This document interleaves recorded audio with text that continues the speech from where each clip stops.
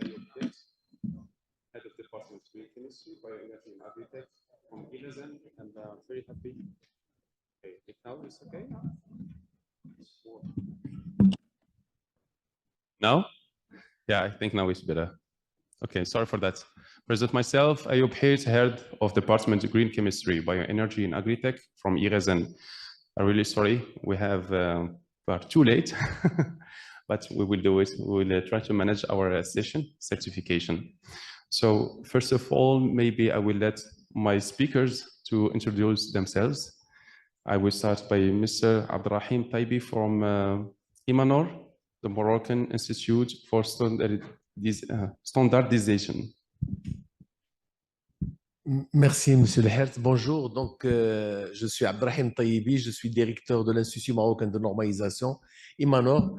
Imanor, c'est l'organe officiel du Marocain chargé d'élaborer des normes marocaines, de procéder à la certification, de former sur les normes et surtout de représenter le Maroc auprès des organisations internationales et régionales de normalisation. Et je suis ravi d'être avec vous pour partager avec vous un certain nombre d'informations sur la norme et surtout les perspectives de la certification et de la normalisation dans ce domaine. Merci. Merci, merci Monsieur Taibi. Deuxième, peut-être Monsieur Maxime Saliès. I'm sorry, I was speaking in French. Yes, Maxime Saliès coming from Belgium. Please. Yes, good evening. My name is Maxime Salier. I'm the hydrogen counselor of the Belgian Minister of Energy, Tine van der Straten.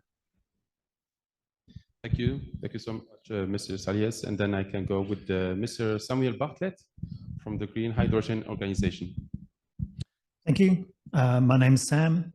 I'm Australian. I'm based in Norway, and my organization is based in Switzerland. I'm happy to be part of this World PTX Summit, and I work on green hydrogen standards and certification. And I'll give you a brief overview of our work today. Thank you. Welcome.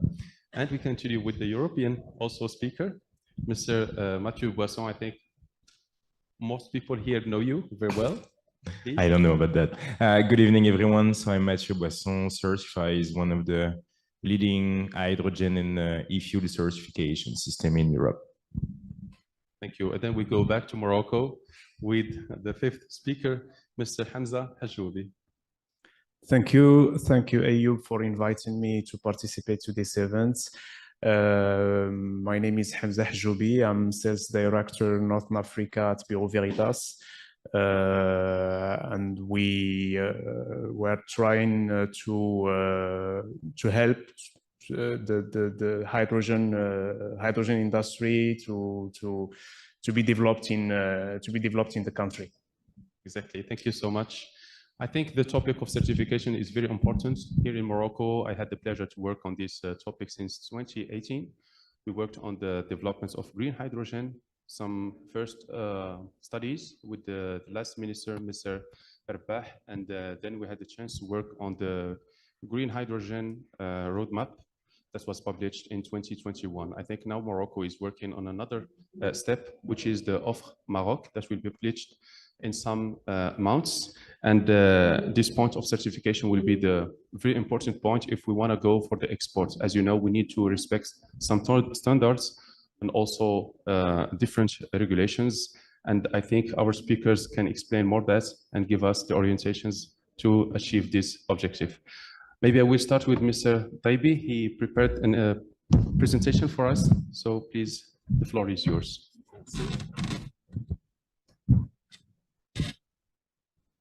Je vais parler en français, donc de la présentation c'est en anglais. Tout d'abord, je voudrais remercier les organisateurs d'avoir associé l'Imanor à cet événement. Je suis là surtout pour apprendre, parce qu'on n'a pas beaucoup d'expérience au Maroc en matière de certification de normalisation du projet. Et on veut bien comprendre et s'informer sur les pratiques internationales dont l'objectif de les transposer au Maroc. Donc, je vais partager avec vous surtout les structures existantes qui permettraient dans le futur d'instituer et de mettre en place un système de normalisation et de certification de l'hydrogène au Maroc. Je commencerai par le cadre légal, donc la normalisation au Maroc est régie par une loi, la loi 206 relative à la normalisation, la certification et la régulation, qui a créé les structures de base pour la infrastructure de qualité à savoir le Conseil supérieur de normalisation, de certification et d'accréditation qui définit la stratégie de développement de ces activités au Maroc. Nous avons également le Sénat qui est chargé de l'accréditation des organismes intervenant dans l'évaluation de la conformité, à l'instar de COFRAC en France, de l'ENAC en Espagne et d'autres organismes d'accréditation dans le monde. Nous avons également l'IMANOR que j'ai le plaisir de représenter ici, qui est chargé de normaliser et de certifier, et qui aussi établit une large coopération avec ses homologues européens et internationaux dans le domaine de la normalisation et de la certification. Nous avons également des structures chargées de la promotion de la qualité au Maroc, à savoir l'Union marocaine pour la qualité, qui a pour mission de fédérer les différentes parties pour pouvoir promouvoir la qualité, le développement durable et toutes les activités associées. Nous avons également des laboratoires de métrologie pour les pharmaciens de mesure et le laboratoire d'essai d'analyse qui permet d'intervenir à des fins de certification pour l'évaluation de la conformité de manière générale.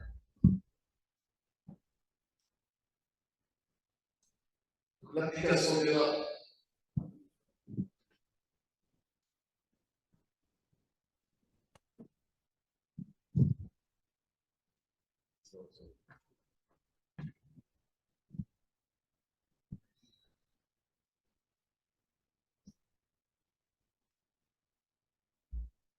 L'application des normes dans le domaine de l'énergie, dans le domaine de l'hydrogène, donc bien sûr, les normes interviennent en amont et en aval.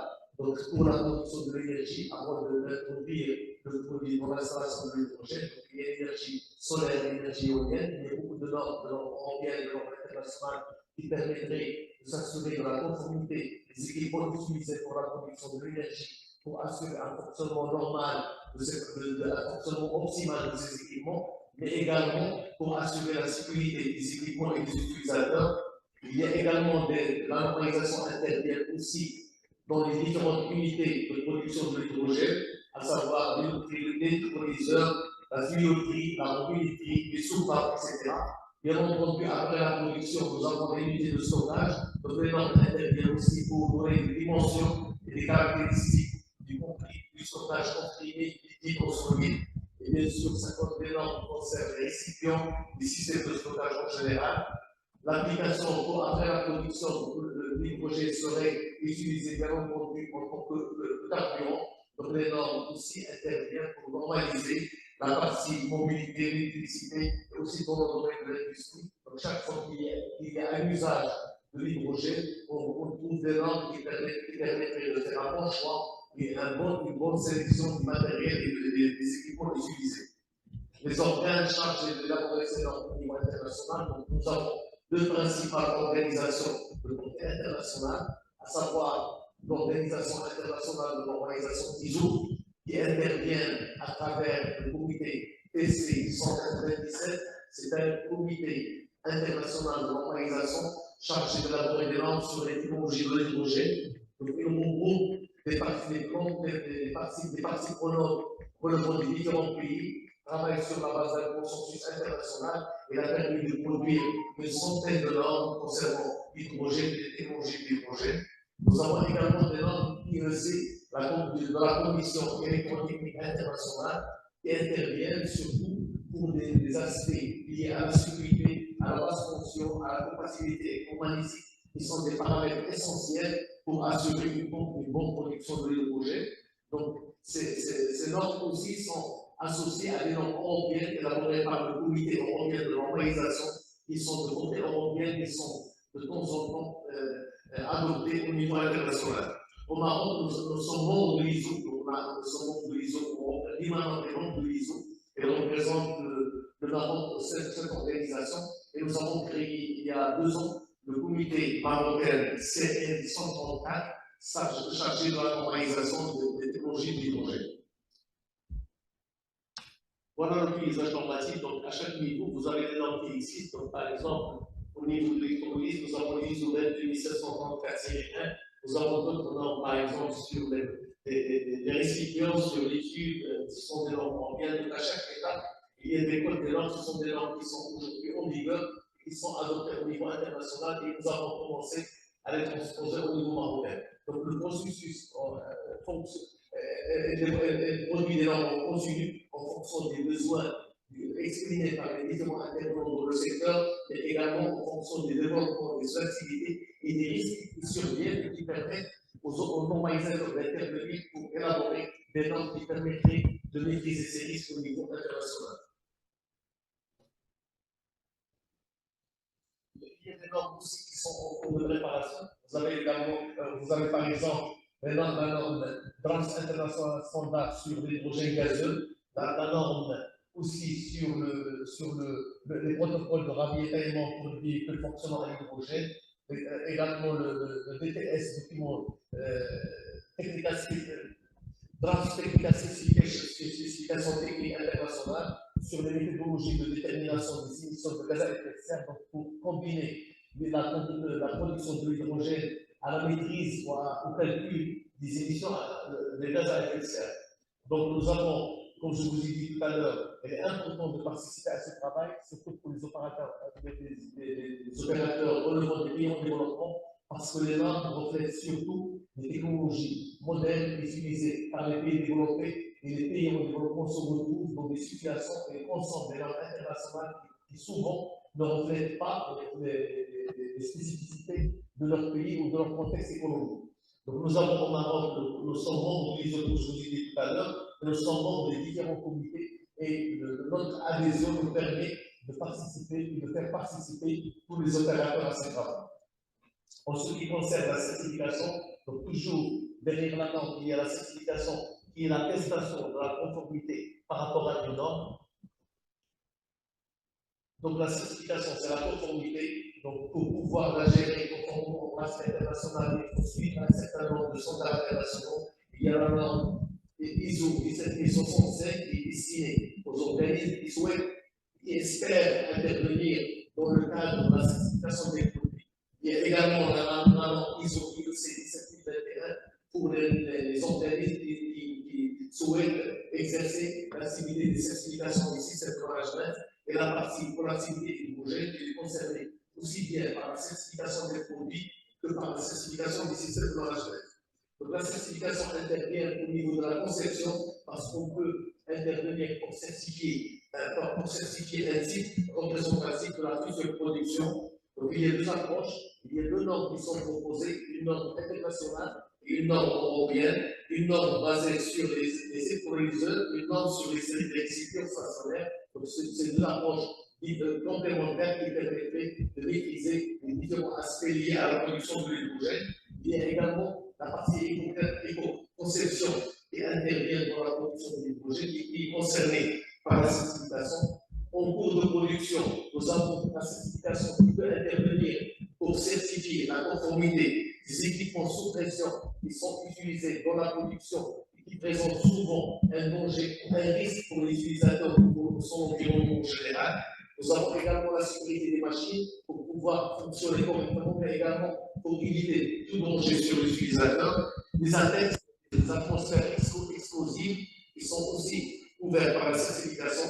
La compatibilité électromagnétique est exigée souvent, pas uniquement par les normes, mais c'est une exigence réglementaire au niveau européen, par exemple. Vous ne pouvez pas mettre sur le marché un équipement qui fonctionne dans le cadre d'assemblage et de technologie si vous n'apportez pas la preuve que sa compatibilité électromagnétique est conforme aux normes et aux standards.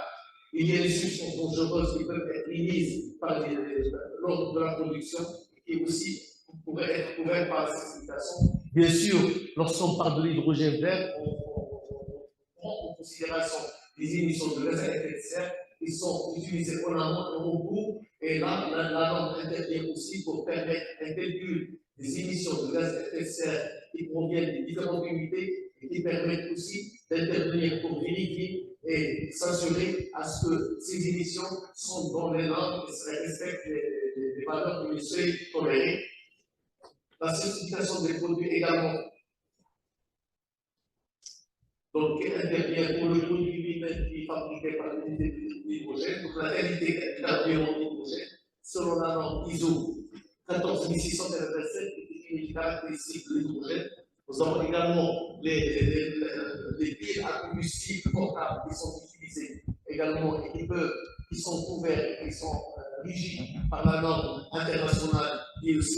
Les réservoirs de carbure aussi, il y a des normes qui sont certifiables. Les ravitaillements du véhicule sont ici couverts par des normes. Également, pour la partie produit, nous avons la vérification de l'empreinte carbone du produit depuis sa conception jusqu'à son élimination, et ce qui permettrait, la norme relative à l'empreinte carbone permet de déterminer l'empreinte carbone et de statuer sur l'hydrogène, s'il est vert ou non, et quel est le degré de la valeur des émissions qu'elle émet lors de la production et lors de stockage des différentes parties relatives à la production d'hydrogène. Donc voilà ce que j'avais partager avec vous. Je vous remercie pour votre attention. Merci. Thank you so much, Mr. Taibi. I think we learned different standards and norms, I would say, available in Morocco. But as you know, Morocco is still working on this part of certifications. And to learn that, we can count on our friends from Europe. And welcome to Mr. Salies, if you can share with us the vision of Belgium regarding this topic. Thank you. Thank you.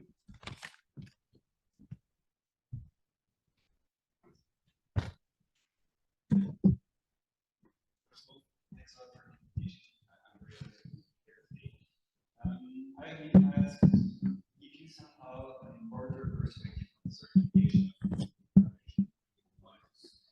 and I will try to do that based on our own experience and try to also extend the best concerns and conclusions to what further to say. But maybe first of all, we could wonder why should an import country care for certification? But we need to answer this question and propose to dig deeper into the specific Belgian context and the role we work with these molecules. But for Belgium, renewable molecules definitely offer a possibility, a new way to get fossil fuels in very specific applications. We have been talking a lot about it today. We are targeting here the hard topic sector, so the applications where the electrification is either not technically feasible or economically viable. The thing is that Belgium is a very small country with limited renewable energy resources, so we have been developing an import strategy to enable us to access the renewable molecules that we need. The import strategy is here depicted on the slide. So we have identified three major import routes which we are focusing on, at least in the beginning, to get access to these molecules.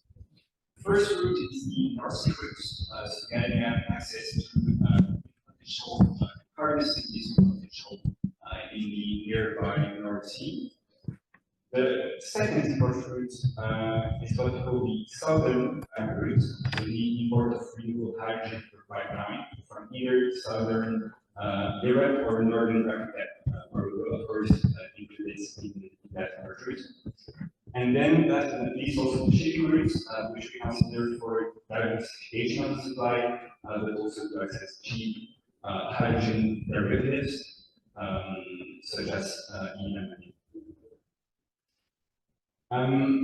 So we see definitely a role for renewable molecules, and with this import strategy, we definitely commission to feed, of course, our own industry, but not only, but we also would like to Belgium as an important transit hub for renewable molecules.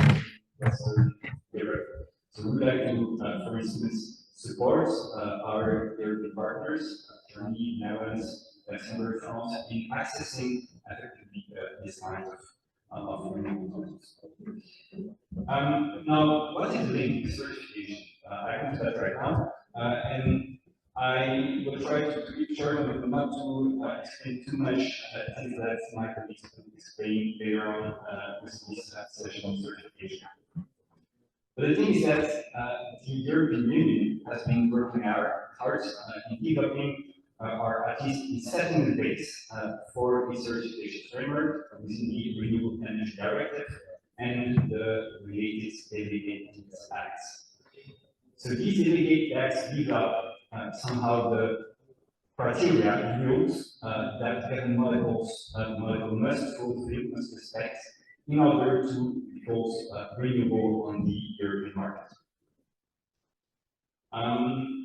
At the same time, voluntary schemes are being developed, and voluntary schemes are somehow systems which are designed to handle the certificates, to also handle the relevant data for these certificates in order to keep track of the different molecules and of their production. Certificates are, of course, very crucial. Very crucial to capture the value of renewable molecule on the European market, because without that you won't be able to prove that it is effectively renewable. And the certificates are also very crucial in order to close the business cases for new production projects. Because if you don't have these certificates, you will simply burn less money. The challenge for an important country here is as follows. You could just wait and see if production projects are coming on the ground, if they are developing at speed, but also in scale that is required to meet your own ambitions. But I believe that if you're serious about importing renewable molecules, well, you should definitely also try to contribute to open these first import routes. Why? Because opening import routes, and we've also seen that in different other sessions today, opening import routes implies to develop a full import value chain, and this is very difficult. Project developers won't be able to do that alone, or at least policymakers should have them and facilitate their work to do so. Facilitating the regulatory framework is definitely one of the levers that can be activated to enhance the legal certainty for the investors, and this also to accelerate the development of projects. As far as importing renewable molecules is concerned, the European framework has still some gaps. And this is, of course, one of the main areas on which we are working on the side of the project. Take, for instance, the voluntary schemes, or basically voluntary schemes that are currently being developed are developed for hydrogen. But we know that we will need, of course, hydrogen, but also hydrogen derivatives and other molecules, like ammonia, methanol, or others. So these voluntary schemes need also to be extended to these kinds of molecules.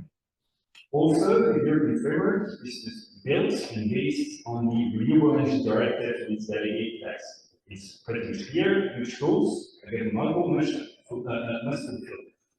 But the thing is that these documents are written in a very European-centric way, European jargon, using European definitions. And these definitions, these concepts, are not always directly applicable in other countries or other regions of the world. So we need also to interpret and to apply these concepts in countries where these kinds of molecules are introduced. In order to walk the talk, basically emerging sort of initiatives to help open these first import routes. We've launched the registry project that is developed also together with consultants, with whom Matthew is also working first. The idea of the registry project is to extend the certified voluntary scheme for renewable fuels of non-biological origin. That's a weird word, but the idea is simply to extend that to other hydrogen derivatives, such as the ammonia. The scope of that project also covers the development of the register, which will then be able to gather, to handle, and to keep track of the relevant data for such certificate for renewable ammonia. Still under the registry project, we've launched a pilot project with the Sultanate of Oman to apply this extended voluntary scheme to a very concrete specific project that is being developed on the ground. And well, the scope of that pilot project is very wide, but it includes, applies to, first of all, integrate for the European concepts of the delegated tax and to apply them in the very specific context of Oman. The scope also covers the assessment of the compliance of the project with the requirements under the Renewable Energy Directive, and finally also a sharing of the lessons learned and the results with the European Commission. And that very last project, I believe, is very much of importance here because it will enable also to build on the lessons learned in order to facilitate the future certification of renewable metals that are produced outside of the European Union. Of course, the journey does not stop here. Certification and facilitating certification is, of course, crucial, but there are also many other things to do that can be facilitated via bilateral or multilateral collaboration.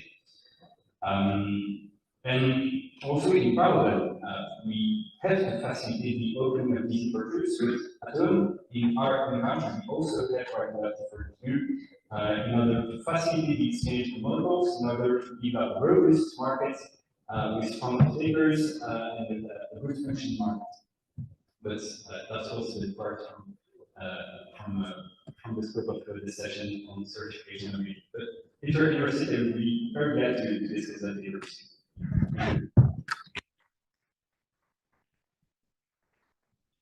Thank you so much, Mr. Salias, and we are impatient to learn also from the pilot that you are working on between Belgium and also Sultanate Oman. As a third speaker, please, Mr. Bartlett, if you can share with us the experience of Greenhydrogen organization. Greenhydrogen organization are also working in sharing the experience between Europe and different African countries. They are also the initiatives, taking initiatives for the Green AGA, African Green Hydrogen Alliance. And today, Morocco is also a member of this alliance. And thanks for being here to share your experience. Thanks. Thank you very much. And I know it's getting very late, so I've just been thinking about what's the most interesting thing that I could say at the end of the day. I'll try to keep it very short. I think the first thing to remember, and there was an excellent presentation right at the start, you know, the green hydrogen industry is new, but the hydrogen industry is not new. There are over 100 existing international standards that we can draw on when it comes to safety standards and engineering standards for hydrogen pipelines, for hydrogen storage, for shipping ammonia. These are things that happen already. So we have this foundation of standards that we can build on. And I often leave the standards and certification session to the end of the day because it can be quite a very technical and dry topic. But actually, if there's one thing that I want you to take away, the reason that people keep coming back to this question of standards and certification is because it's absolutely crucial to build trust and confidence in the new industry. Because green hydrogen is chemically exactly the same as grey hydrogen or blue hydrogen or pink hydrogen. It's the same molecule. It's just that they're produced differently. And so when we talk about trust and confidence, what is it that the customer wants? And I would argue they want three things. In addition to, of course, it being a high quality product at the right price. But what are the three qualities that the customer wants? Number one, they want it to be low emissions. They want that hydrogen to count towards their decarbonisation targets. And we've talked about some of the standards in Europe and around the world for that. So they want green hydrogen with low emissions. So if you're producing green hydrogen, you need to prove that you're using 100% renewable energy, and you need to certify that so that the customer has confidence in the product that they're receiving. But there are two other things that are absolutely crucial to building trust and confidence, and that we've reflected in our green hydrogen standard. The first, or the second element is it's not just about emissions. We also have to look at the environmental impact, the social impact, some of the governance issues around this new industry. There needs to be transparency. There needs to be accountability. So yes, we should look at emissions, but we also need to look at the ESG performance of these projects. And then finally, this industry is not going to get off the ground unless it delivers benefits for the communities that host these projects. If we're going to build renewable energy systems, make green hydrogen, and then export it to the rest of the world, these are not going to be super profitable projects, especially in the next 10 years or so. They're not going to be paying lots of tax. What's in it for these communities that are going to be hosting these projects? If we don't get these three issues right, emissions, sustainability, and development, then we'll be back here next year and for the next 5 years and for the next 10 years, and we'll still be talking about the potential. To make the industry happen, we have to look at emissions, sustainability, and development impact on the ground. I'm not going to go through my presentation. I'm just going to skip ahead to the very last slide. Just going to try to.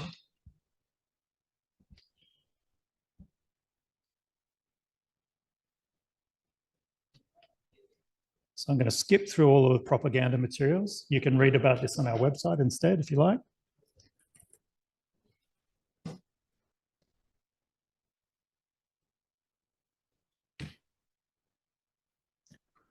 So I thought I'd close my presentation with a couple of observations.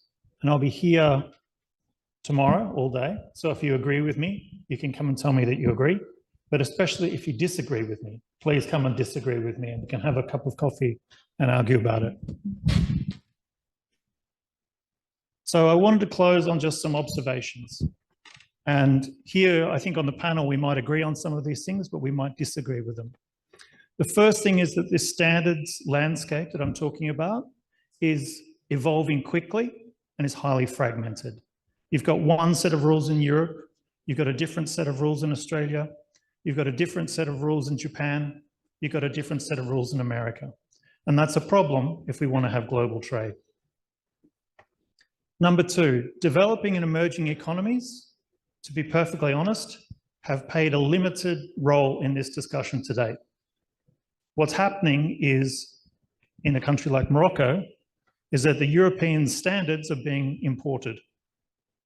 But we believe, and that's one of the reasons that we've established the African Green Hydrogen Alliance, is that African countries need to take more ownership and develop their own standards appropriate to their own circumstances. They need to be more active in this global debate. The third point is that we need a modular approach, because we're talking about different commodities, hydrogen, ammonia, SAF, methanol. These are different products. We're talking about different use cases, steel, shipping, aviation, and as I said, different regulatory requirements. It would be great if tomorrow we could all agree on one global standard, but that's not going to happen. So what we need is we need a language so that we can talk to one another. We need data standards so that we can share information. There's been a lot of talk about that we need to have mutual recognition of different systems. That's a good idea, but we need to be really careful that that's not a lowest common denominator approach. Standards have to mean something. We need to be clear on which standards are aligned with our climate goals and which standards are ignoring the question. In Europe, there's a clear methodology for how you measure the emissions, and there's a clear threshold that you need to meet in order to be considered green hydrogen. In Australia, where I come from, we have a method, but we have no threshold. That makes no sense, and it's not good enough. We need a clear threshold for what qualifies as green hydrogen. In our standard, we use the definition of 1 kilo CO2 per kilo of hydrogen. The last 2 points, as I've mentioned already, sustainability and community development outcomes have to be incorporated into standards. If we don't get that right, then the first green hydrogen projects are going to fail because they will not have the social license to operate. We need to learn the lessons from the oil, gas, and the mining industry about how to engage communities and look at ensuring that these projects have low emissions, but also good development outcomes. And finally, the last thing I want to point out is that, there might be 1,000 green hydrogen projects that have been announced around the world. There are about 5 of them that are ready to be certified. Most of them haven't reached final investment decision. You can't certify a product, you can't certify a project until it's been built. So what we're doing is converting this work into tools that can be used for early stage projects, so that you can look at your alignment with global standards from a very early stage. Because if you don't tackle these issues, you're going to have difficulty finding an off-taker, difficulty finding a banker, difficulty getting support from development assistance agencies, difficulty getting approval from host governments, and difficulty getting approval from host communities. So I hope you found that interesting. We're working on these issues around the world. We're working in projects in India, China, Australia, the US. We're working in Kenya, we're working in South Africa. And we believe that this is a new global industry that needs a global community working on these challenges together. So thanks for hearing me out. And if you'd like to hear more, look forward to having a coffee or a cup of tea tomorrow. Thank you. Thank you. Thank you so much, Mr. Bartlett. Of course, we need also to learn from other countries that they worked already on this topic, and that's why we have with us Mr. Mathieu Boisson, who worked on the Certify. He can share with us the objectives and also the orientations. The floor is yours.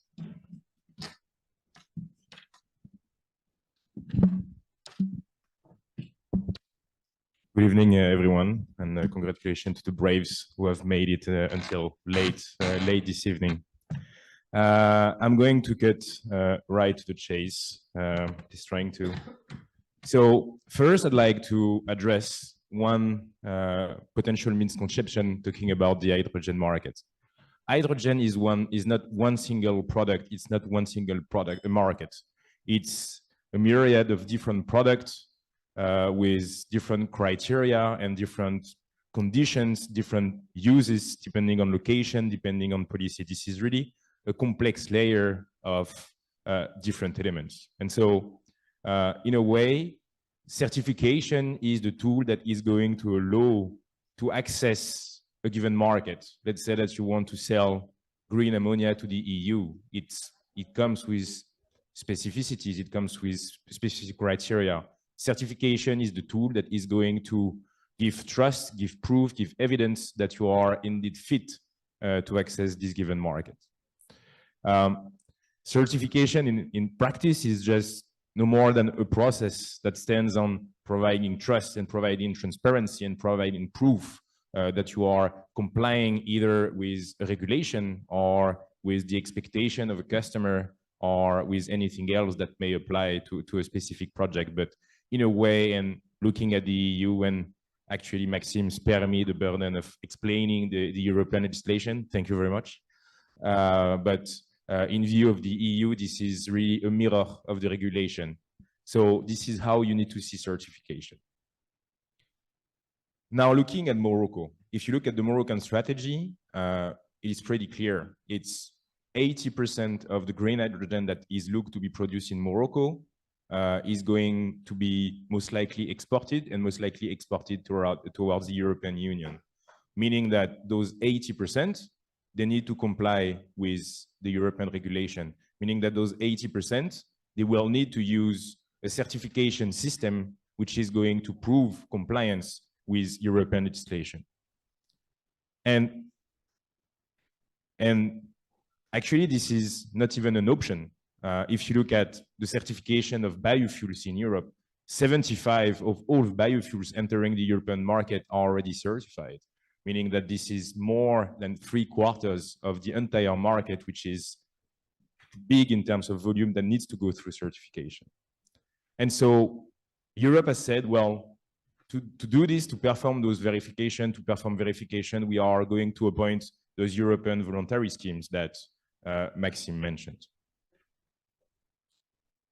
Now the problem with certification, and especially certification of hydrogen and e-fuels in Europe, is that it's very complex. I'm going to spare you the detail on the slide, but what you need to understand is that from a project perspective, from a producer, from an off-taker, from a storer perspective, certification is really about aligning so much planets at the same time.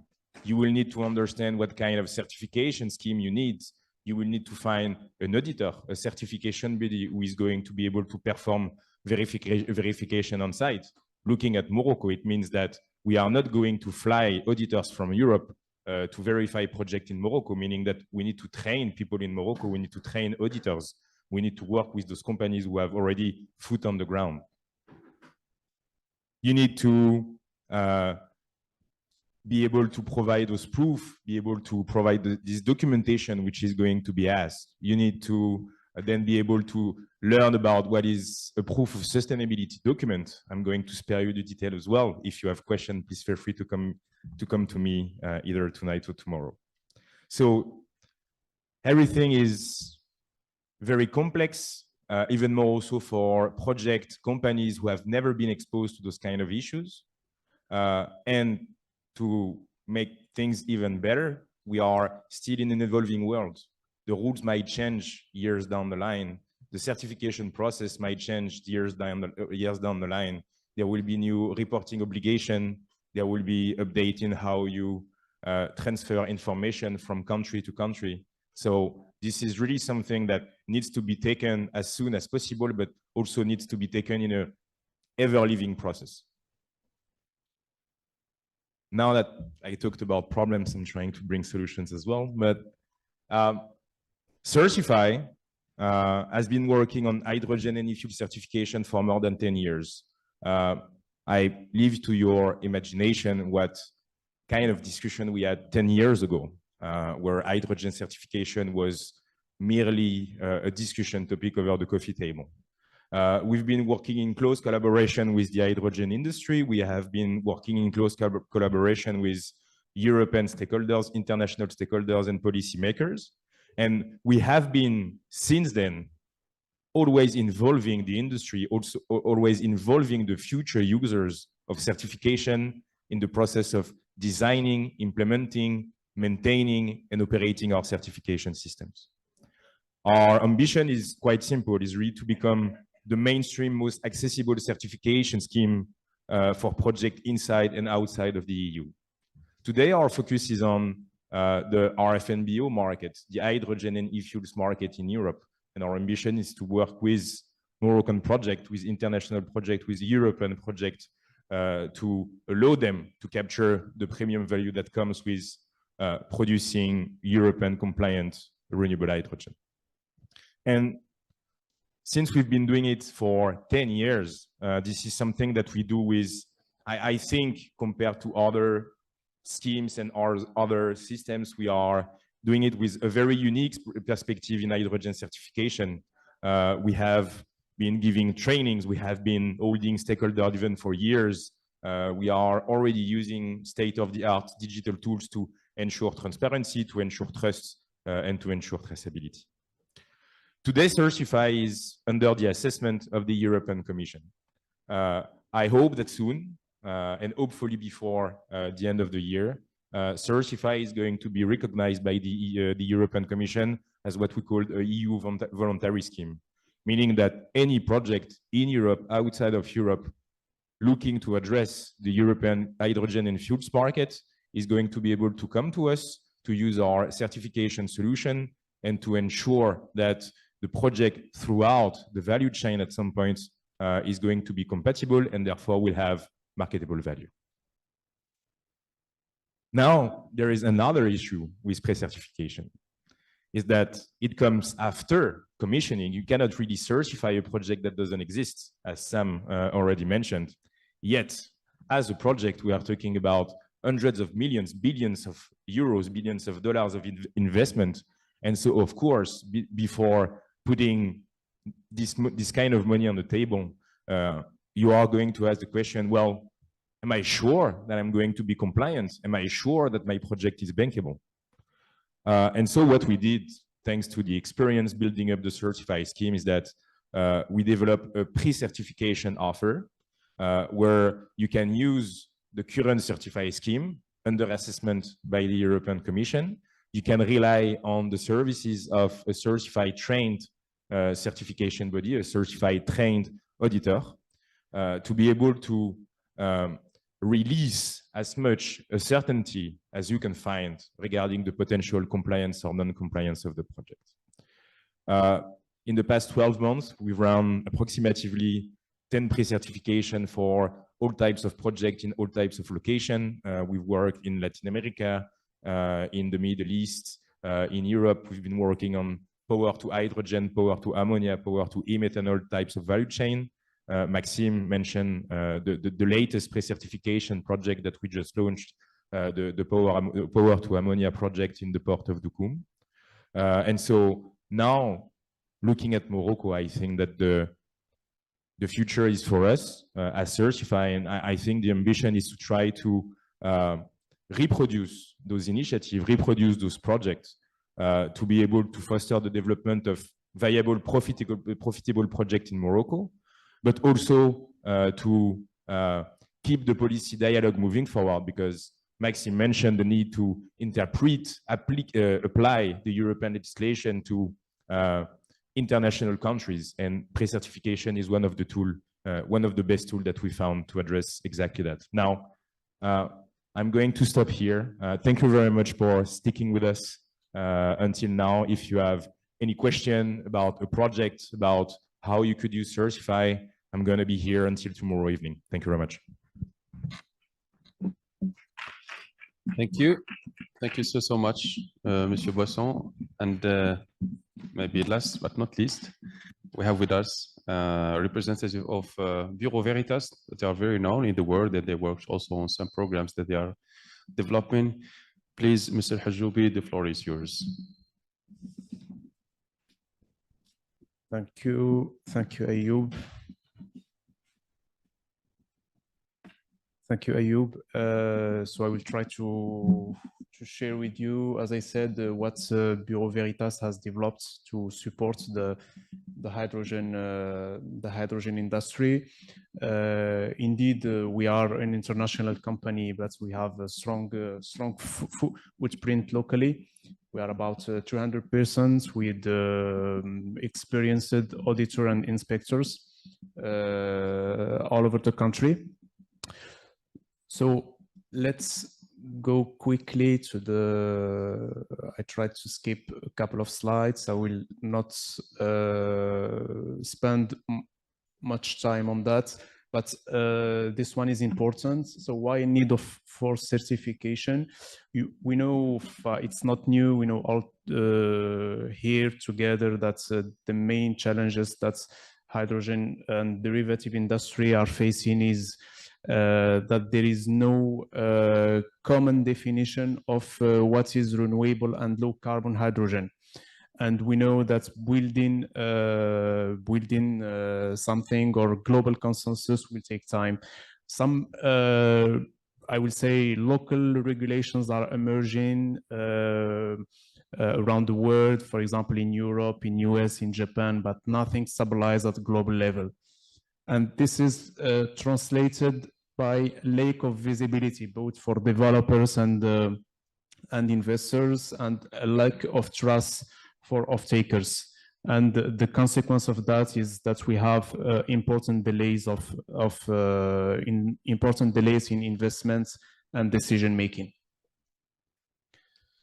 So that's why Bureau Veritas has developed a certification scheme for green hydrogen and ammonia recently. In fact, this year, it's voluntary schemes developed on June and then on January and then on June 23, based mainly on three pillars. Sorry, relying on three pillars. First one is safety, which is an absolute for us. So we are looking at compliance with safety standards as far as existing. We also bring our experience from, I would say, from existing projects or previous projects. And we look at the process, of course, safety from design to operation. Sustainability, which is the second pillar, we are looking at water footprint, at assessment of sustainability through ESG, environmental, social governance criteria, and also environmental impact that products could have. And the third, renewable inputs, we should be we have to be sure that the electricity produced is 100% renewable, be solar, wind, hydropower, and the overall carbon footprint should be below 2 kg CO2 equivalents per kilogram H2 and 0.5 CO2 equivalents per kilogram NH3.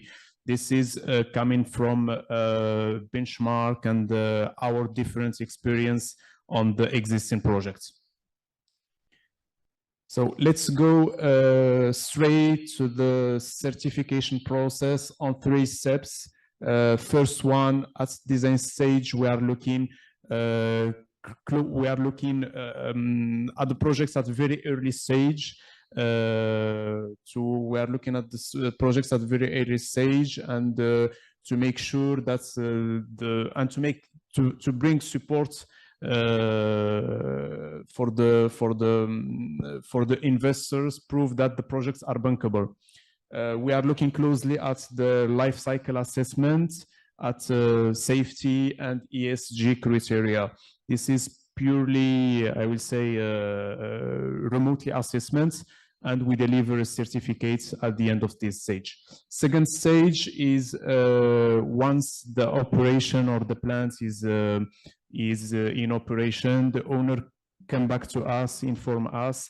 Then we go back to the plants, we do on-site assessments, and we verify that the plant is as built according to the design reviewed earlier.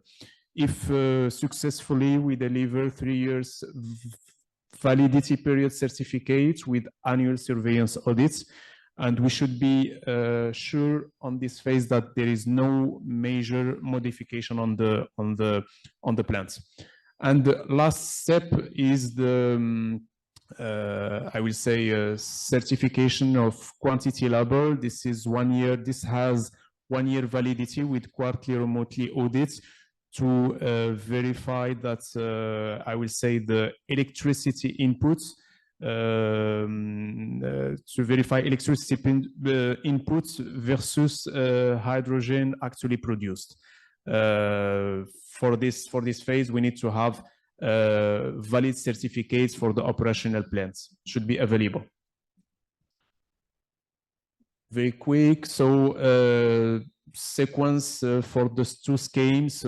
Just here we can see that each scheme have his own, I will say each product has his own scheme. We can, of course, it's a similar approach, and we can also combine the both when the hydrogen and ammonia are produced on the same location. For other subsequent still downstream steps such as transportation, cracking back after transportation, this is under development, and we'll come back to the market with I will say with the certification scheme. This is just an overview about the hydrogen value chain and mainly what our certification scheme are covering. We can see, for example, on the green box as step 1, the renewable hydrogen scheme, including capital assets such as PV power plants, wind farms, etc. And on the yellow, we can see the renewable ammonia scheme, including storage. Later options are under development, and we are coming back to the market with a specific, I will say, certification scheme, such as transportation, for example. What is the added value of this certification scheme? Two main values, I will say: evaluation of environmental and sustainable attributes, and ensure the regulatory compliance within the regulatory and end user markets in case of exports. And this, of course, can bring, I will say, added value for the main stakeholders. For example, for developers, it's provide credibility and I will say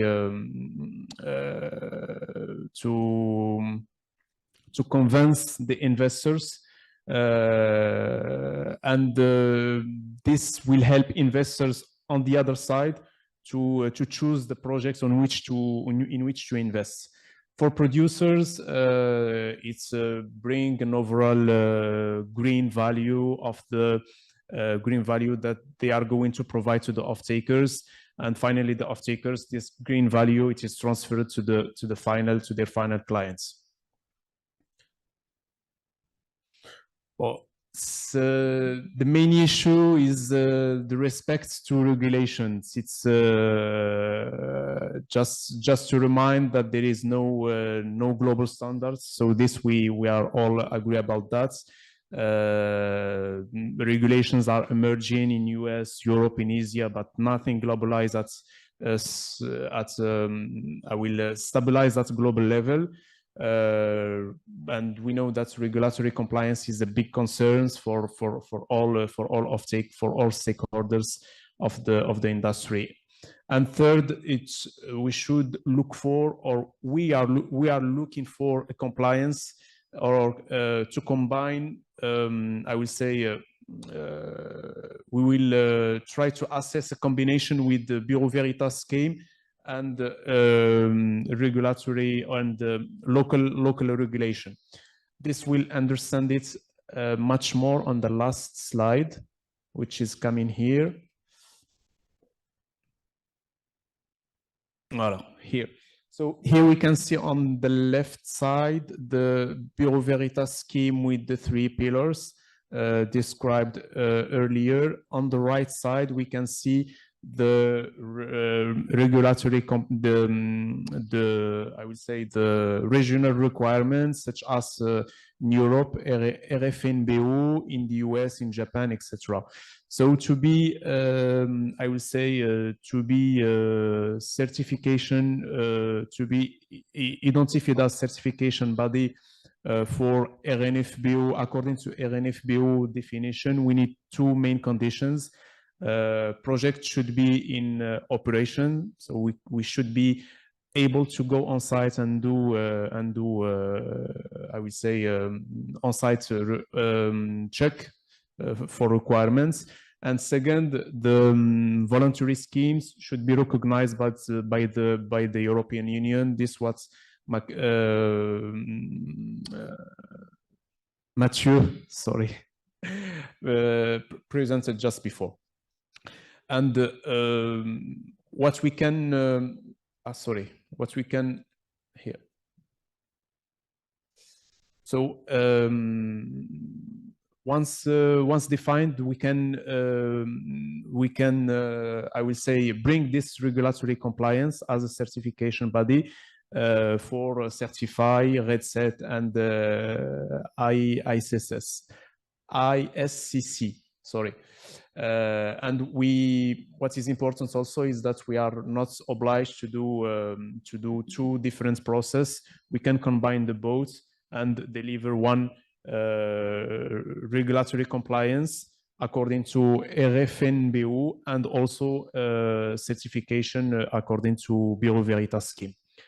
So this is what I would like to share with you. If you have any question, feel free to ask. Thank you so much. Thank you so much, Mr. Hajoubi, for that, and thanks for all the speakers. I think we will open just a Q&A session. It will be just short, and maybe now the microphone is yours. So if there is any questions, please, you can ask directly to our speakers.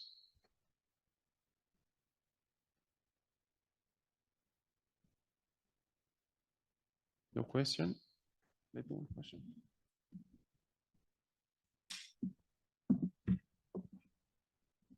Thank you, Ayub. My name is Jochen Dart from Fraunhofer. My question is the following. How do you know what the market will accept with all the varieties of certifications that are around? And the other thing is that most industries have increasing targets over time. So reduction of whatever, 20, 30% by 2030, and then 40, 50% in the years later and so forth. So they might buy a certain product now for the next 5 years, but they will have to go for the lower emission product in the future. How do you see that from your perspective? I'm not sure who's happy to answer that one. Thank you.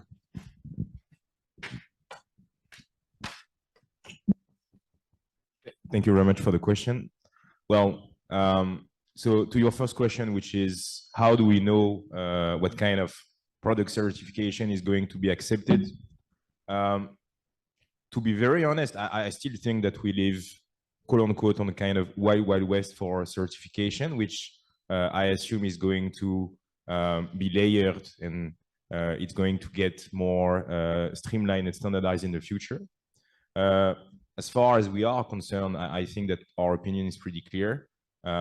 Looking at the European market, the Commission, the Council, the Parliament, they have set up specific criteria, specific regulation. They have created an entire piece of legislation about how those projects and molecules have to be certified. So for us, this is, at least looking at Europe, what is going to be the most common certification tool that needs to be used. If that evolves in the future, I don't know, but I don't see it anytime soon. Now, to your question about ever evolving regulation, I think that this is the risk of any market. This is not specific to hydrogen. This is something that we have learned to live with somehow. And this is something that is usually implemented in offtake agreements, in financing agreements. There is always a regulation risk. There are always means to mitigate those risks. And I just think that this is something that we'll have to live with somehow. Thanks. Maybe I can just add 2 points. Short answer is that we don't know. What we do know is that we have to get to net zero by 2050, otherwise we're all dead. So that's a pretty good target for the whole industry, that eventually, you know, in order to be accepted in the market, emissions will have to be close to zero. What we're seeing in some countries, and I'll talk about my own country in Australia, we have very, very powerful oil, gas, and coal interests. And that's why we haven't set a threshold. Because the hydrogen that they're producing today comes with 12, 15, or 20 kilos of CO2 for every kilo of hydrogen. That's crazy. But they're trying to call that clean hydrogen if they can reduce the emissions by 30% or 50%. Will that product be accepted in the market? In the short run, yes. People will buy that clean hydrogen. In the long run, that's not a viable business. And maybe just to comment on that, I believe that the question is much broader because it applies to certification of renewable hydrogen, but it also applies to any form of regulation for any investment and any project. And it simply shows how much regulation is important, or at least stability and clarity in the regulation. Because without that, you won't be able to offer legal certainty for your investors. And so the project will be difficult to develop and won't come on the ground. Thank you. We will take just the last question. I'm sorry for that. Yeah, thank you.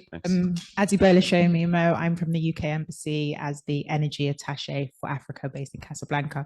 I suppose I wanted to ask, in regards, you all sort of mentioned this, alluded to this, was the global standard of standards to have for hydrogen. And I don't think we could obviously have one that all fits all, one size for all countries around the world. And I was wondering, how do you suppose, where projects are already being made in the hydrogen space, how do we know they are, you know, legit and, you know, without the certificate or the global standard certificate, how do we know they are producing the right hydrogen at the pace we need them to be to meet our targets of net zero? I hope that makes sense. Thank you.